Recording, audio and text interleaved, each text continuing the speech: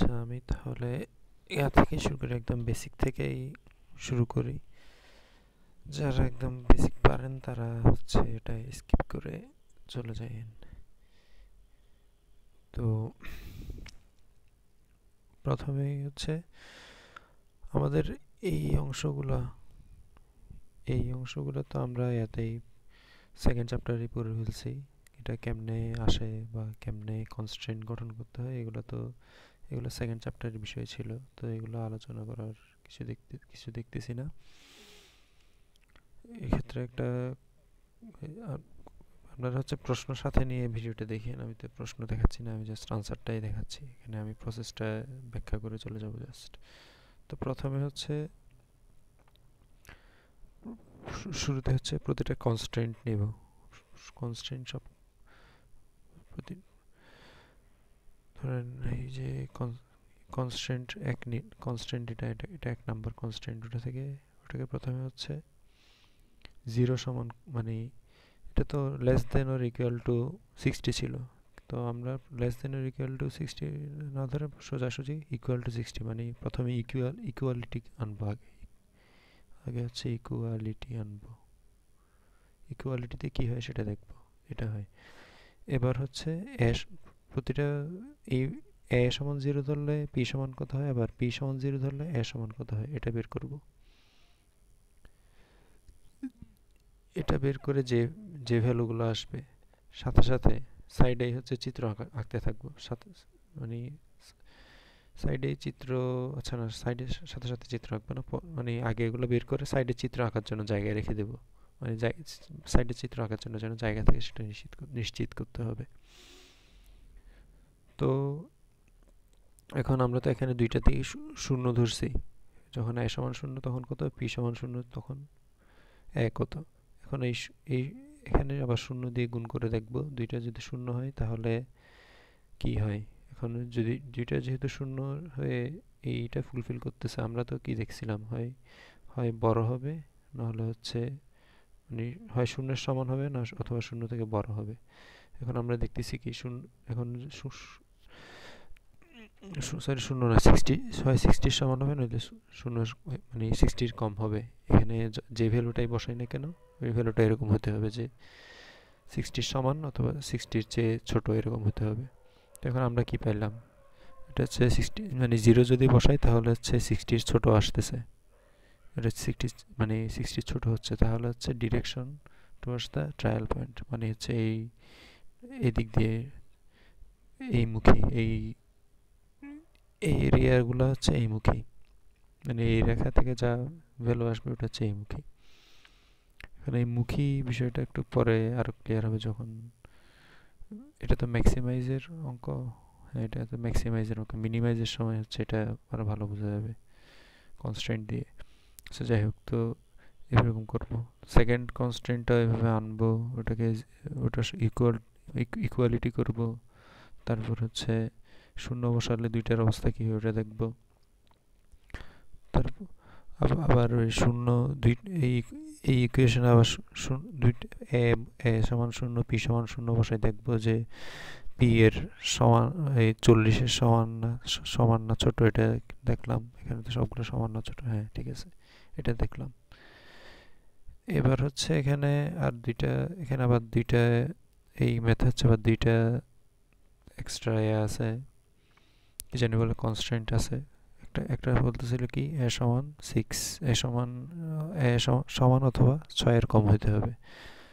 তো আমরা তো সবসময় 0 ধরেই করতেছি। এখানে এ সমান অন্য কিছু তো ধরার সুযোগ নাই যে আমি ওটা কি 0 ধরলে এ সমান কত আসে দেখবো, এখানে কোনো সুযোগ নাই। তো এখানে ইকুয়ালিটি ধরে নিলাম। তারপর হচ্ছে এখানে আর এ সমান যদি 0 হয় তাহলে তো এটা 6-এর থেকে কমই হচ্ছে, তো এটা স্যাটিসফাই করতেছে। আবার হচ্ছে এটা পি এর ক্ষেত্রেও সেম, পি এখানে বলছে P4 এর সমান হবে বা ছোট হবে, তো এটাও স্যাটিসফাই করতেছে। তো এভাবে হচ্ছে প্রথম ধাপ হচ্ছে তাহলে ইকুয়ালিটি বের করব। এরপর হচ্ছে প্রতিটাতে শূন্য বসাই প্রতিটাতে ওই ইকুয়েশনের শূন্য বসাই, দুইটার মানেই শূন্য বসাই দিয়ে দেখব কোনটার মান কত আসতেছে। আর যদি ওই মান যদি শূন্য যদি এরকম হয় যে কনস্ট্রেন্টের এখানে যে লিমিটটা আছে, লিমিটটা লিমিটটা শূন্য যদি ওই লিমিটটা থেকে ছোট হয়, তাহলে হচ্ছে ডিরেকশন বলবো কি, মানে শূন্যর দিকে ডিরেকশন এরকম বলবো। আর যদি দেখা যায় যে এটা এটা ফুলফিল করতেছে না, তখন বলবো যে শূন্যর দিকে direction opposite towards the origin এরকম বলবো। ওইটা হচ্ছে পরে একটা ম্যাথে আসবে। তো আপাতত এখান থেকে মুছে দিই। আচ্ছা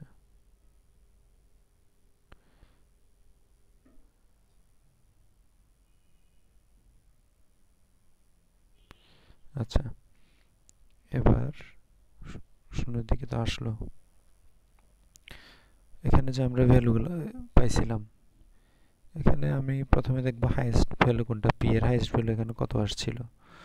পি এর হাইয়েস্ট ভ্যালু এখানে দেখা যাচ্ছে 15 আসছে, আর 5 এ এর হাইয়েস্ট ভ্যালু পাইছি আমরা 10। হ্যাঁ, তো চিত্র আঁকার সময় যাতে মানে এটা সহজে আঁকা যায়, এই কারণে হাইয়েস্ট ভ্যালুটা দেখে আমরা ওই স্কেল দিয়ে ভাগ করে নিব আর কি, কতটুকু দরকার আমাদের ওটা আমরা দেখে নিব। তো এঁকে নিলাম 5 15 বসাইলাম, 5 15 5, তারপর হচ্ছে 5 10, এদিকে হচ্ছে 5 এদিকে 10, এভাবে বসাইলাম। এবার আসতেছে হচ্ছে অবজেক্টিভ ফাংশনের ক্ষেত্রে আমরা কি এদিকে এদিকে এই ভ্যালুটা পাচ্ছি হচ্ছে এই 5 আর 10 লসাগু করে। 10 আর 5 লসাগু করলে যেটা আসে সেটা যে 5 বসাইলাম, এখানে হচ্ছে 2 আসবে, এখানে হচ্ছে 1, 5 10 10 আসবে। তো এখানে 10 বসাই দিলাম। 10 10 এটা ধরে নিলাম আর কি, অবজেক্টিভ ফাংশন সমান 10 এটা ধরে নিয়ে এবার হচ্ছে a সমান 0 a যদি 0 হয় তাহলে p সমান কত হবে, আর p যদি 0 হয় তাহলে a সমান কত হবে। এই যে এভাবে হচ্ছে অবজেক্টিভ ফাংশনের রেখাটা পাইলাম আমরা। এই যে এটা হচ্ছে অবজেক্টিভ ফাংশনের রেখা। এখন আমরা হচ্ছে এটা কল্পনায় হচ্ছে আমরা কল্পনা করবো যে এটা এদিকে, যেহেতু ম্যাক্সিমাম তো সবসময় এই সাইডে হবে। হ্যাঁ, তো এই সাইডে হবে, তো এটা এই সাইডে যেতে থাকবে, এই সাইড ম্যাক্সিমাম করার জন্য হচ্ছে ওই সাইডে সত্যি থাকবে আর কি। এখন সত্যি এখানে কোন পয়েন্টটাতে ম্যাক্সিমাইজ হবে বলে মনে হয়, এই পয়েন্টটা, বা আচ্ছা আমি এখানে একটা কথা বলতে ভুলে গেছি, এখানে আমি তো রেখাগুলা বা রেখাগুলোর নাম দিই না, এখানে রেখা পয়েন্টগুলোর নাম দিই না, এখানে ওইটার নামটা দিতে হবে। নামটা দিতে হবে। আচ্ছা, তারপর হচ্ছে কি জানি বলে এখানে 6 বের করছিলাম না, 6 বরাবর একটা রেখা আঁকছি, 4 বরাবর একটা রেখা আঁকছি। এখন আমরা এরিয়া পাইছি কোনটা, এরিয়া হচ্ছে এটা, এই এরিয়াটা হচ্ছে আমাদের জন্য অপটিমাম। এখানে আমরা যত রেখা আঁকবো এগুলো হচ্ছে আমরা মার্কিং করে দিব আর কি।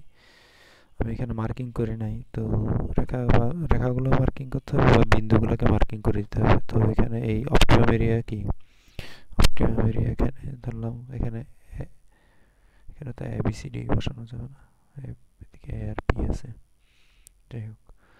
তো এখানে অপটিমাম এরিয়া ধরলাম এ, সরি বসাচ্ছি, এখানে ধরলাম এ 1 2, এখানে হচ্ছে একটা অপটিমাম পয়েন্ট 2, এখানে হচ্ছে একটা, এটা হচ্ছে 3, আর এখানে একটা, মানে মানে ফিজিবল এরিয়ার সবগুলো বিন্দুকে আমরা মার্কিং করে দিব 4। তো এখানে এখানে একটা বিন্দু, তারপর হচ্ছে এখানে একটা বিন্দু, এখানে একটা বিন্দু, এখানে একটা বিন্দু, 4টা বিন্দু মিলে হচ্ছে এই ফিজিবল এরিয়াটা। তো এই ফিজিবল এরিয়াটা 4টা বিন্দু। এখন আমি তো অবজেক্টিভ ফাংশন পেয়েছি এটা। সবসময় মনে রাখতে হবে যে মিনিমাম ম্যাক্সিমাম যেটাই হোক, অপটিমাল সলিউশন থাকে হচ্ছে ওই ফিজিবল এরিয়ার ইয়াতে, ওই যে কোনো একটা কর্নারে। তো এই 2 এটাকে আমি ঠেলতে আমি কোন এরিয়ায় গেলে মনে হয় যে হবে, কি বলে অপটিমাম হবে, এইখানে নাকি এখানে নাকি এখানে নাকি এখানে, এটা মানে সমান্তরালে হয়ে যাবে ওইদিকে। তো সমান্তরাল হয়ে যেতে যেতে কোনটাই কোনটাই আমাদের এটা কল্পনায় ওখানে ঠেলে দেখতে হবে যে এটা কোন জায়গাটাতে হচ্ছে সমান হচ্ছে, কোনটা জায়গাটাতে সমান বলতেছে, কোন জায়গাটাতে সর্বোচ্চ হচ্ছে। এখানে আমরা দেখা যাবে কি এই জায়গাটাতে সর্বোচ্চ হচ্ছে, মানে এটা সবচেয়ে দূরের বিন্দু, এখানে সর্বোচ্চ হচ্ছে। আমরা আমরা বলতে পারি এটা তো অনেক দূরে আছে, সমস্যা কি? এখানে যদি দেখা যায় যে এখানে যদি টানি তাহলে কি হচ্ছে, এদিক দিয়ে এটা এই এরিয়াটা খালি থেকে যাচ্ছে। আবার যদি এই দিকে টানি তাহলে এই দিকে অনেক এরিয়া থেকে যাচ্ছে। তো আমাদেরকে একদম এই সাইডে চলে আসলে দেখা যাচ্ছে কি এদিকে কোনো খালি নাই, এদিকে কোনো মানে মানে আমাদের রিসোর্স ফুলি ইউটিলাইজ হয়ে যাচ্ছে এখানে। কিন্তু অন্য জায়গায় হলে হচ্ছে আমাদের রিসোর্সটা ফুলি ইউটিলাইজ হতো না। তো রিসোর্স আমাদের এখানে কাজ হচ্ছে রিসোর্স ইউটিলাইজ করে সর্বোচ্চ আমরা কতটুকু আনতে পারি। তো এই এরিয়া এখন এই এই বিন্দুতে কোন দুইটা কনস্ট্রেন্ট ছেদ করছে ওটা দেখতে হবে। আমি ক্লাসে দেখছিলাম তানিম হচ্ছে র্যান্ডমলি দুইটা কনস্ট্যান্টকে একসাথে এনে ট্রাই করতেছিল বের করার, মানে অপটিমাল সলিউশন বের করার। কিন্তু এটা না, এটা হচ্ছে আগে গ্রাফ এঁকে দেখতে হবে কোন কোন পয়েন্টটা হচ্ছে এটা হচ্ছে অপটিমাল সলিউশনটা হচ্ছে। তারপর হচ্ছে আমি ওই ওই ছেদটাকে নিব। তারপর তারপর এখানে তারপর হচ্ছে এরকম করে সমান সমান করে বের করতে হবে আর কি কোনটার ভ্যালু কোনটা। এখানে এই 5 10 আর 1 এটা হচ্ছে মানে হ্যাঁ এই যে সমীকরণ 1 আর 2, সমীকরণ 1 আর 2 যেখানে ছেদ করলো সেখানে হচ্ছে এটার অপটিমাম সলিউশন। তো সে কারণে আমরা 1 আর 2 নিলাম। কারণ 1 কে হচ্ছে 2 দিয়ে গুণ করে নিছি যেন মানে আমরা বিয়োগটা করতে পারি আর কি। এক যে কোনো একটা কেস তো সমান করতে হইতো। তো এখানে আমরা 2 দিয়ে গুণ করে পি কে সমান করে নিছি। তো পি মাইনাস চলে গেছে, এখন এটা হচ্ছে 20 সমান হচ্ছে 80। এভাবে হচ্ছে এ আর পি পাইলাম। আবার এ এর ভ্যালু এখানে যে কোনো একটাতে বসাইলে আমরা আবার পিও পেয়ে যাচ্ছি। তো এইভাবে পেয়ে গেলাম হচ্ছে অপটিমাল সলিউশন হচ্ছে 4.3, সরি 4.3 বলতেছি। এই এরিয়াটা হচ্ছে 4 আর 3। অপটিমাল পয়েন্টের লোকেশন হচ্ছে এই যে এই এরিয়াটাই, এদিকে 4 এদিকে হচ্ছে 3 এভাবে। তো এখন এখন আসতেছে আমরা তো এখানে এখন আসতেছে স্ল্যাক ভ্যালু। আগে দেখি স্ল্যাক মানে হচ্ছে এর ক্ষেত্রে আমি ম্যাক্সিমামের ক্ষেত্রে হচ্ছে আমি এটা স্ল্যাক ভ্যালু আসে, আর মিনিমামের ক্ষেত্রে হচ্ছে সম্ভবত সারপ্লাস আসে। মিনিমামের ক্ষেত্রে এটা অবশ্য মনে হয় এর ক্ষেত্রে নির্ভর করে, মানে কনস্ট্যান্টের উপর নির্ভর করে। আচ্ছা যাই হোক, স্ল্যাক ভ্যালু মানে হচ্ছে এই যে লেফট হ্যান্ড সাইড যখন রাইট হ্যান্ড সাইডের থেকে ছোট, মানে LHS is less than RHS, তখন হচ্ছে স্ল্যাক ভ্যালু আসে। আর যদি উল্টা হয় যে LHS is greater than RHS, তখন হচ্ছে সারপ্লাস আসবে। আর যদি ফুলি ইউটিলাইজ হয়ে যায়, যে এখানে দেখা যাচ্ছে আমরা 4 আর 3 যে বের করলাম, ওই 4 3 আমরা ওই প্রথম দুইটা ইকুয়েশনে বসাই, দেখা যাচ্ছে কি আমরা হচ্ছে ফুলি ইউটিলাইজ হয়ে যাচ্ছে। যে 4 3 বসাইলাম, আমরা সর্বোচ্চ কত 60 ইউজ করতে পারতাম, 60 পেয়ে গেছি। আবার এটাতে সর্বোচ্চ 40 ইউনিট ইউজ করতে পারতাম, 40 পেয়ে গেছি। তো এখানে কোনো স্ল্যাকও নাই সারপ্লাসও নাই। তো এটা হচ্ছে যখন হচ্ছে যদি ফুলি ইউটিলাইজ হয় তাহলে হচ্ছে অ্যাক্টিভ। এখানে আবার এটা চিত্র থেকে বোঝা যায় যে যেই দুইটা ইউজ করে আমি যে দুইটা সমীকরণ ইউজ করে আমি এই অপটিমাম ভ্যালুটা বের করতেছি, সেই দুইটা ভ্যালুতে সে তো ফুলি ইউটিলাইজ হবে স্বাভাবিক। তো ওই কারণে ওই দুইটা হচ্ছে অ্যাক্টিভ। কিন্তু এখানে আমরা আবার আরও দুইটা সমীকরণ ছিল, যে সমীকরণ 3 আর 4, ওই দুইটা তো আমরা ইউজ করি নাই। তো ওই দুইটা হচ্ছে ইনঅ্যাক্টিভ। তবে ইনঅ্যাক্টিভ আবার এই যে এই 6 যেটা আছে, এ সমান 6 ছিল না, এই যে এই কনস্ট্রেন্টটা হচ্ছে আবার রিডান্ডেন্ট। কারণ এটা হচ্ছে এই যে ফিজিবল এরিয়া বললাম, এই ফিজিবল এরিয়া নির্ধারণে এটা কোনো ভূমিকাই রাখে নাই। তো এটা হচ্ছে রিডান্ডেন্ট রিডান্ডেন্ট তো এটা হচ্ছে রিডান্ডেন্ট কনস্ট্রেন্ট।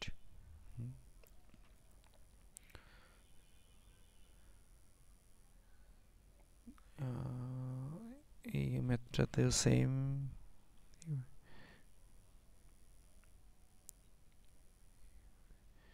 এখানেও স্ল্যাক ভ্যালু। এর ক্ষেত্রে সুবিধা হচ্ছে, গ্রাফিক্যাল সলিউশনের ক্ষেত্রে সুবিধা হচ্ছে এখানে জাস্ট দুইটা, যদি আমাদেরকে এমন হয় মানে দুই নম্বর চ্যাপ্টারের মধ্যে বলে দেয় যে এটা মানে সরাসরি সমীকরণ না দিয়ে এমনি প্রশ্ন দিয়ে যদি জিজ্ঞেস করে যে এটা সলভ করো গ্রাফিক্যাল সলিউশন, সেক্ষেত্রে তাও সুবিধা হচ্ছে। মাথায় রাখতে হবে গ্রাফিক্যাল সলিউশন বললেই ওখানে জাস্ট দুইটা ভেরিয়েবল, কারণ আমাদের গ্রাফে তো দুইটা এক্সিস শুধু, আমরা তো এখানে আর এর বেশি এক্সিস পাবো না।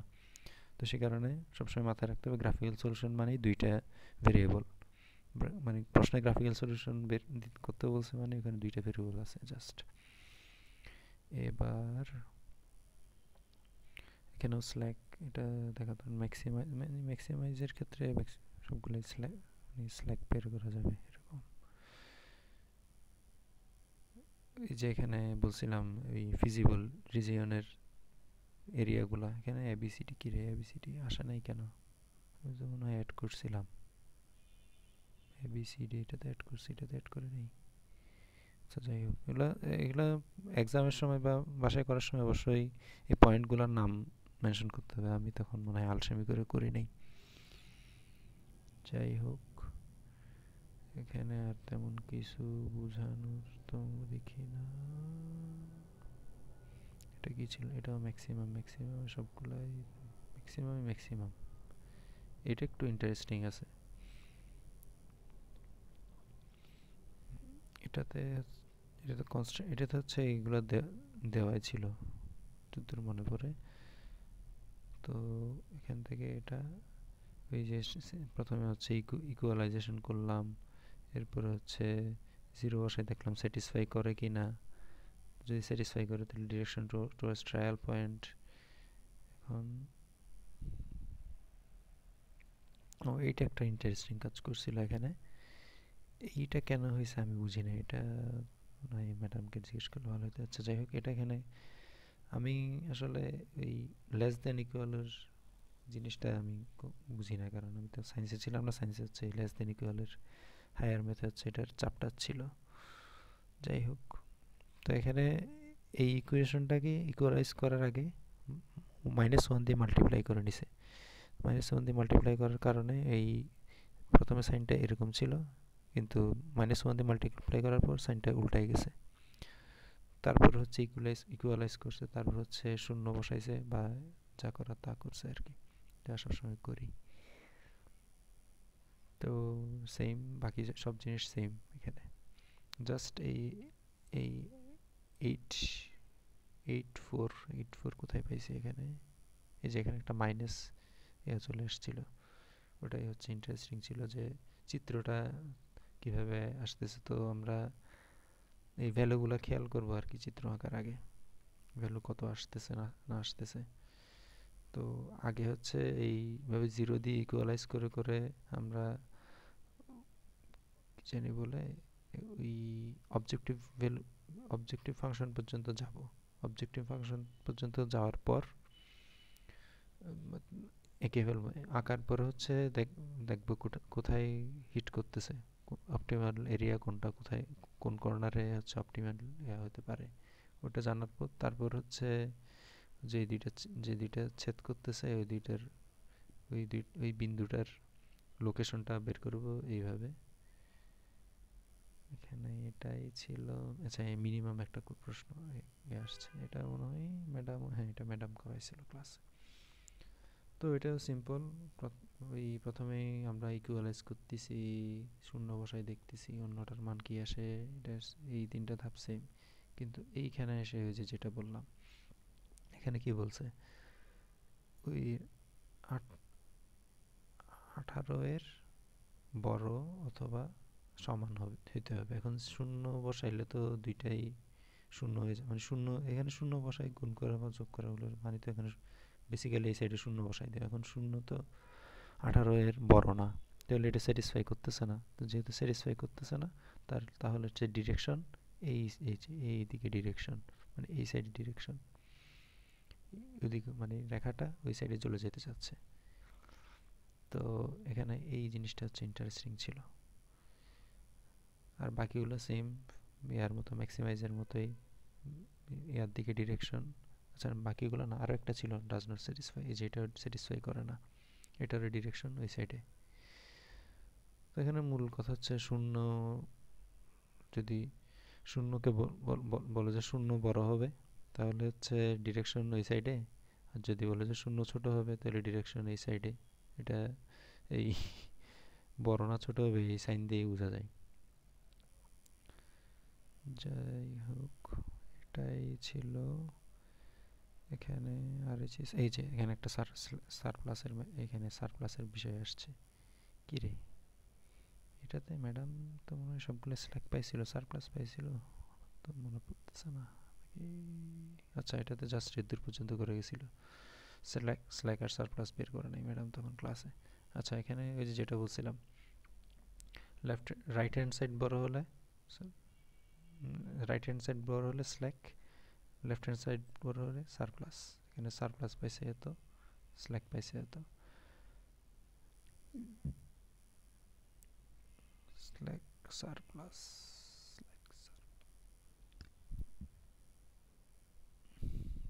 এগুলা সিম্পল আছে, এত কঠিন নাই।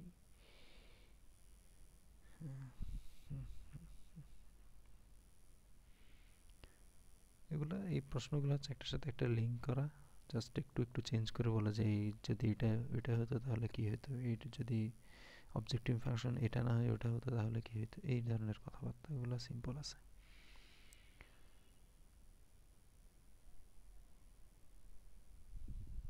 তাহলে এটা দেখা যাক, এরপর হচ্ছে 8 নম্বর চ্যাপ্টারে আসা যাক। 8 নম্বর চ্যাপ্টারের ক্ষেত্রে মজা বিষয় হচ্ছে, আমি গ্রুপে যেটা বলছিলাম আমি না জেনে যে ভুলটা করছিলাম। কি রে, এইখানে এই ফাইলটা আপডেট করা হয় নাই। আচ্ছা যাই হোক, আমি মনে আছে কি ভুল করছিলাম। আমরা তো এখানে দুইটা পাচ্ছি, এখানে তো দুইটা, এই ম্যাথে হচ্ছে মূলত দুইটা কনস্ট্যান্ট, একটা হচ্ছে এটা আর একটা হচ্ছে এটা। ওই বাকিগুলো সেম জিনিস, জাস্ট এখানে মনে রাখতে হবে কি দুইটা কনস্ট্যান্টই তো সেম দিকে ফেস করা, মানে দুইটাই কনস্ট্যান্টই হচ্ছে অরিজিনের দিকে যাচ্ছে। এখন যেহেতু দুইটা অরিজিনের দিকে যাচ্ছে, এখন আমি কি পুরা এই এরিয়াটা নিব না পুরা এই এরিয়াটা নিব, নাকি জাস্ট এই এরিয়াটা নিব? আনসার হচ্ছে জাস্ট এই এরিয়াটা নিব। তখন হচ্ছে এই মানে এই কনস্ট্যান্টটা হচ্ছে রিডান্ডেন্ট। তো আমি এই জিনিসটা জানতাম না, তো আমি এই কারণে ভাবছিলাম হচ্ছে পুরো এরিয়াটা হবে। তো আমি এই কারণে এইভাবে ম্যাথটা করছিলাম আর কি। তা আসলে এটা না, এটা জাস্ট এই এরিয়াটা হবে। আমি এটা ঠিক করে গ্রুপে, আমি এটা মানে সংশোধন করে গ্রুপে দিছি, আবার সাইটেও আপলোড করা আছে। তো এই এই ম্যাথেও এরকম, এরপরেও আরেকটা ম্যাথ আছে যেটাতে এরকম এক্সট্রা এরিয়া আছে। এক্সট্রা এরিয়া হচ্ছে এই যে এখানে এখানেও এটা হচ্ছে এক্সট্রা একটা এরিয়া, এটা দরকার নাই। মানে দরকার নাই বলতে কি, এটা হচ্ছে রিডান্ডেন্ট। রিডান্ডেন্ট মানে হচ্ছে ফিজিবল এরিয়া নির্ধারণ করতে এটা কোনো ভূমিকা রাখে না।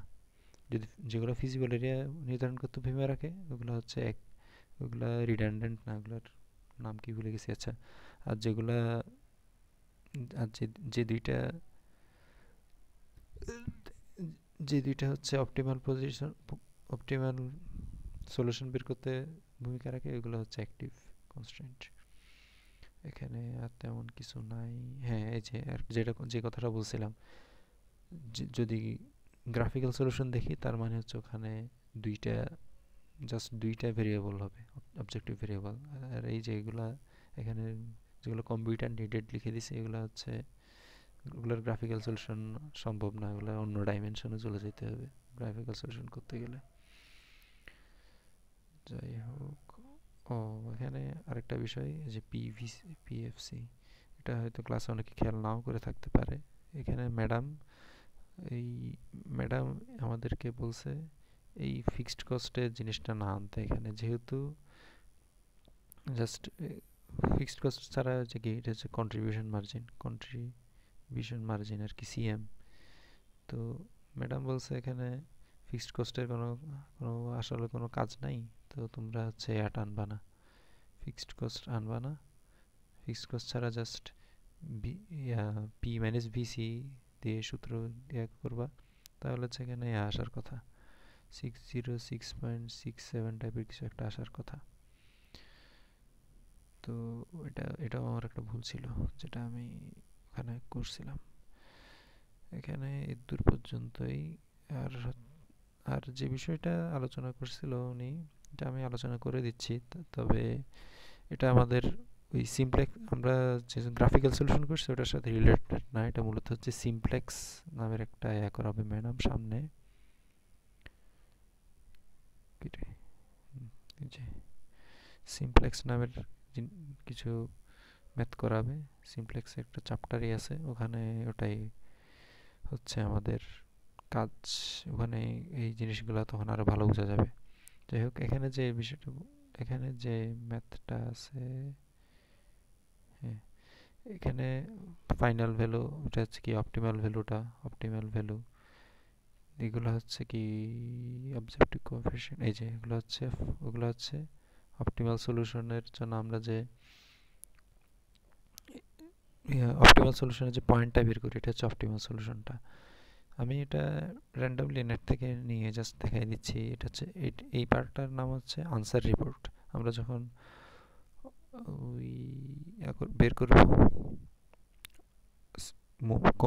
এক্সেল সার্ভার দিয়ে সলভ করব, তখন হচ্ছে এই এই আনসার রিপোর্ট, আর আরেকটা আসবে হচ্ছে সেন্সিটিভিটি রিপোর্ট। তো আনসার রিপোর্ট হচ্ছে এটা।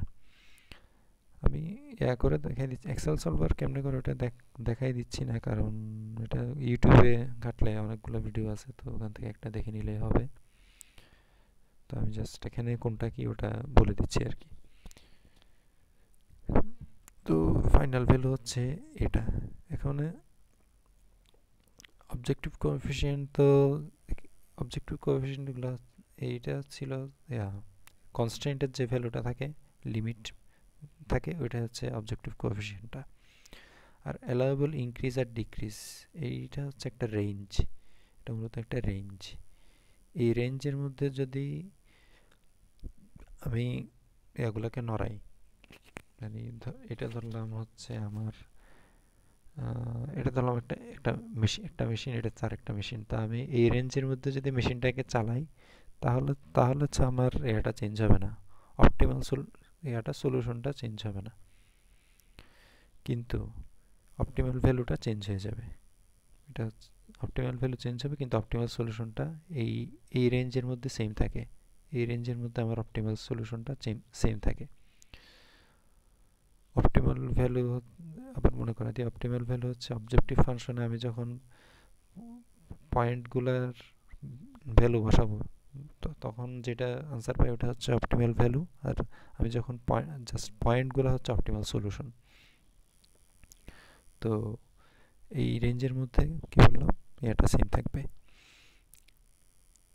এটা কি, আচ্ছা এটাই তো সেন্সিটিভিটি রিপোর্ট, আমি এটারে কেন বলতেছিলাম, এটাই আনা, এটা আনসার রিপোর্ট না, এটা সেন্সিটিভিটি রিপোর্ট, আমি এটাকে আনসার রিপোর্ট বলতেছিলাম। আনসার রিপোর্ট কই, আচ্ছা এটা আনসার রিপোর্ট, হ্যাঁ এই যে এটা হচ্ছে সেন্সিটিভিটি রিপোর্ট, আমি ভুল বলতেছিলাম, এটা সেন্সিটিভিটি রিপোর্ট। তো এবার হচ্ছে ফাইনাল ভ্যালু শ্যাডো প্রাইস। হ্যাঁ, এখানে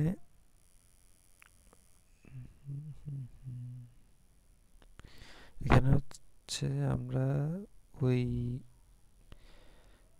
কি জানি বলে, আমরা এই যে ভ্যালুগুলো পাইছি 3 আর 6, এই কনস্ট্যান্টে এই ভ্যালুগুলো বসাইলে হচ্ছে এই ফাইনাল ভ্যালুগুলো পাবো সম্ভবত। এটাই মনে হচ্ছে। ও আমি এগুলো মেশিন বলছি, এগুলো তো প্রোডাক্ট, সরি, এগুলো ছিল প্রোডাক্ট। তো আমি এই প্রোডাক্টটা যদি প্রোডাক্টটার সাথে হচ্ছে কোএফিসিয়েন্ট ছিল, হ্যাঁ এটা হচ্ছে প্রাইস, সরি ধরলাম এটা এটা একটা প্রোডাক্ট 1, এটা হচ্ছে প্রোডাক্ট 2, আর এটা হচ্ছে প্রোডাক্টগুলোর দাম। তো আমি প্রোডাক্টগুলোর দাম যদি এই রেঞ্জের মধ্যে চেঞ্জ করি তাহলে হচ্ছে এটা সেম থাকবে, অপটিমাল সলিউশনটা সেম থাকবে, কিন্তু অপটিমাল ভ্যালুটা চেঞ্জ হয়ে যাবে। এটা আমি একটু কনস্ট্যান্ট বলে ভুল করছিলাম। এটা এগুলো হচ্ছে কনস্ট্যান্ট, ধরলাম এখানে 3টা মেশিন। তো তো এই 3টা মেশিন হচ্ছে অপটিমাল ভ্যালু অ্যাচিভ করার জন্য, এই অপটিমাল ভ্যালুটা অ্যাচিভ করার জন্য কি রে সব চলে গেলো, আচ্ছা অপটিমাল ভ্যালু কি রে, তো এই অপটিমাল ভ্যালুটা অ্যাচিভ করার জন্য আমাদেরকে এই মেশিনটা ধরলাম এগুলো ঘন্টা বোঝাচ্ছে, তো অপটিমাল ভ্যালু অ্যাচিভ করার জন্য আমাকে এই প্রথম মেশিনটা 48 ঘন্টা চালাতে হবে, দ্বিতীয় মেশিনটা 18 ঘন্টা চালাতে হবে, তৃতীয় মেশিনটা 12 ঘন্টা চালাতে হবে। তো এটা অপটিমাল ভ্যালুর সাথে হচ্ছে এটা রিলেটেড। এখন শ্যাডো প্রাইস কি বোঝাচ্ছে? শ্যাডো প্রাইস ম্যাডাম হচ্ছে দিন বলতেছিল এডিশনাল এক ইউনিট ইউজ করতে, এটা সিম্পলি বলে দেওয়া যায়, এটা হচ্ছে মার্জিনাল, মূলত মার্জিনাল কস্টটা বোঝাচ্ছে। মার্জিনাল কস্ট আছে, আচ্ছা এমসি লিখলে এটা হচ্ছে মার্জিনাল কস্ট বোঝাচ্ছে। আমি যদি এই মেশিনটা এক্সট্রা 1 ঘন্টা চালাই তাহলে আমার তিন টাকা খরচ হবে, সাপোজ টাকা হিসাব করতেছে। আমি যদি এই মেশিনটা 2 নাম্বার মেশিনটা এক্সট্রা 1 ইউনিট চালাই তাহলে আমার 1 ঘন্টা চালাই তাহলে আমার 11 টাকা খরচ হবে। এটা হচ্ছে এরকম বিষয়। এই অবজেক্টিভ কোএফিসিয়েন্টের ইউনিট আর এই শ্যাডো প্রাইসের ইউনিট হচ্ছে সেম ইউনিটে হিসাব হয় ওরা। এখানে যে এটা বলছিলাম 34 টাকা 40 টাকা দাম প্রাইস, তো এখানে হচ্ছে এটা শ্যাডো প্রাইসটা হচ্ছে এই সেম ইউনিটে হিসাব হচ্ছে। এবার একটু মুছে নিই।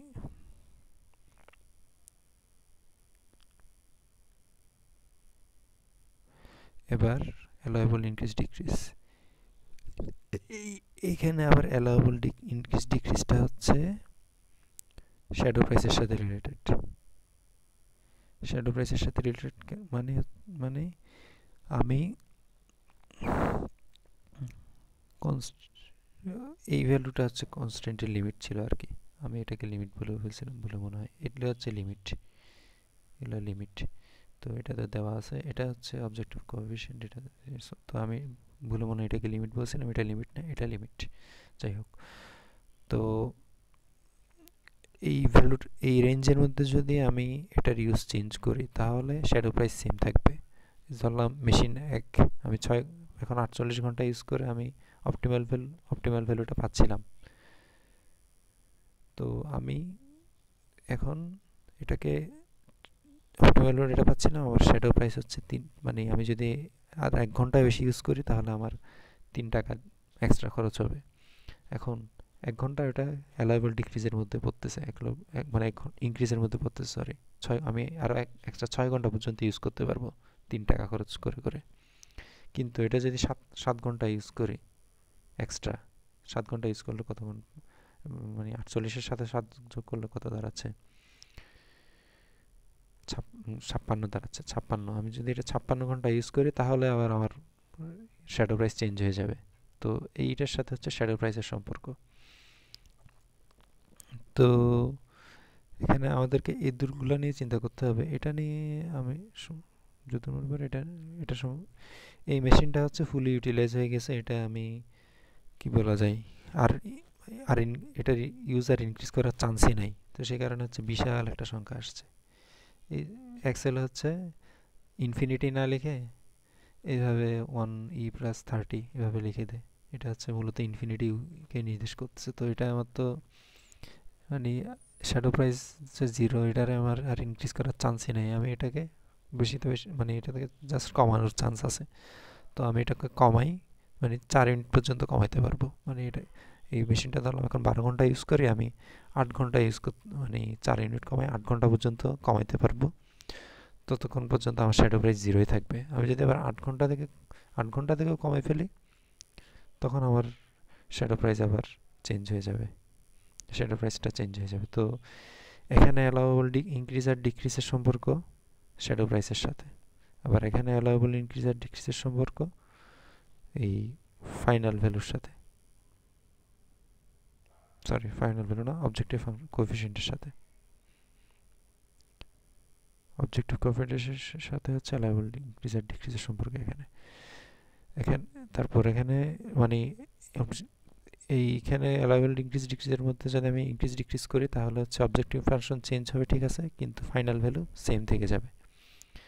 আর এখানে অ্যালাউয়েবল ইনক্রিজ ডিক্রিজের মধ্যে আমি যদি চেঞ্জ করি তাহলে শ্যাডো প্রাইস সেম থাকবে কিন্তু ফাইনাল ভ্যালু চেঞ্জ হয়ে যাবে। এই ছিল হচ্ছে সেন্সিটিভিটি রিপোর্টের ব্যাখ্যা ট্যাখ্যা এগুলা।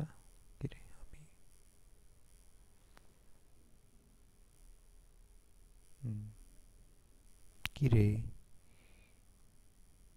ওইগুলো উপরে চলে আসছে, বুঝলাম না কিছু। হ্যাঁ, এখন হচ্ছে এটা আনসার রিপোর্ট। প্রথমে আনসার রিপোর্টটাই আসে, মানে প্রথম ট্যাবে আনসার রিপোর্ট আসে, এরপরের ট্যাবে সম্ভবত সেন্সিটিভ রিপোর্ট আসে যতদূর মনে পড়ে। তো এখানে আনসার রিপোর্টে যা সিম্পলি অরিজিনাল ভ্যালু কত ছিল, এখানে অরিজিনাল ভ্যালু নর্মালি মানে শূন্য থাকে, আমরা তো শূন্য বসাই, তো শূন্য থেকে ফাইনাল ভ্যালু এটা আসে, যতদূর মনে পড়ে অরিজিনাল শূন্য থাকার কথা। এখানে তারপর এখানে ওর শূন্য না দিয়ে এখানেও শূন্য থাকার কথা, আমরা তো টেবিলে শূন্য সেট করি অবজেক্টিভে, কিন্তু ওরা এক এক মনে হয় এক সেট করেছিল, তো সে কারণে এক দেখাচ্ছে, কিন্তু আমাদের বেলায় শূন্য আসার কথা সম্ভবত। তো ফাইনাল ভ্যালু হচ্ছে এটা আসবে, ফাইনাল ভ্যালুগুলো এ আর কি যেটা বলে অপটিমাল সলিউশনগুলো হচ্ছে ফাইনাল ভ্যালু। আর এখানে কনস্ট্যান্টগুলো দেওয়া আছে, এই কনস্ট্যান্টের ভ্যালু কত ছিল, তবে এখানে স্ল্যাক আছে না সারপ্লাস আছে, এটা আছে, যে দুইটা মিলে হচ্ছে ওই অপটিমাল সলিউশনটা পাইছে, এগুলো হচ্ছে বাইন্ডিং। আর বাকি এই দুইটা হচ্ছে না বাইন্ডিং না, মানে এই দুইটার সাথে অপটিমাল সলিউশনের সম্পর্ক নাই, হয়তো ওই ফিজিবল এরিয়া বানাতে হয়তো সম্পর্ক থাকতেও পারে, তবে ইয়াতে সম্পর্ক নাই, কোনো অপটিমাল সলিউশন বের করতে কোনো সম্পর্ক নাই। আর স্ল্যাক মানে কি বলছিলাম, স্ল্যাক আর সারপ্লাস কোনটা আমি সবসময় বলে ফেলতেছি, কোনটা রাইট হ্যান্ড সাইড বলে নাই, কোনটা লেফট হ্যান্ড সাইড নির্দেশ করতেছে। আচ্ছা, এই ছিল হচ্ছে মূলত থার্ড চ্যাপ্টারটা আমি বোঝানোর ট্রাই করছি। আল্লাহ আপনাদেরকে বোঝার তৌফিক দিক। আসসালামু আলাইকুম।